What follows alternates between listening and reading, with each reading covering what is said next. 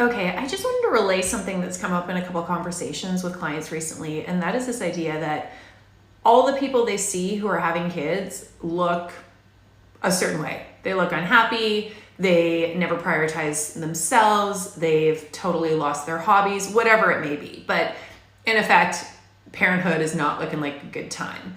And while parenthood certainly comes with its share of stresses, and some of what they say may apply to some people some of the time, I think we need to be mindful of the fact that parenthood and motherhood in particular, I know a lot of you are women, so we're going to talk about motherhood, it is not a monolith. In other words, we cannot say that just because we see or hear one account of what it is to be a mom, that is necessarily going to be everyone's experience. And I realize that it can be easy or seemingly simple to think in these broad strokes, but if you are looking out there in the big wide world and you're thinking, God, this aspect of being a parent looks really crappy and doesn't appeal to me at all, I just want you to check in and be curious about the fact, like, is that the case for everyone?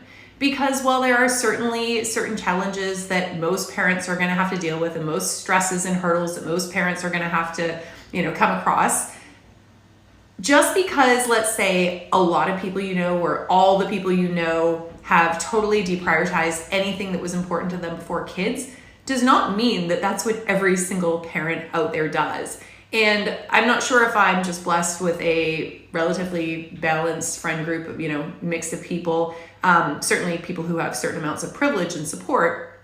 But I see, for example, a lot of people who, certainly a lot of what they did before kids, it might not look the exact same way. There's an additional person or people in the picture, but I still know plenty of people, for example, that still are able to invest in taking care of themselves, getting to the gym, going out for a hike, whether it's doing some of those things with kids, trading off with a partner.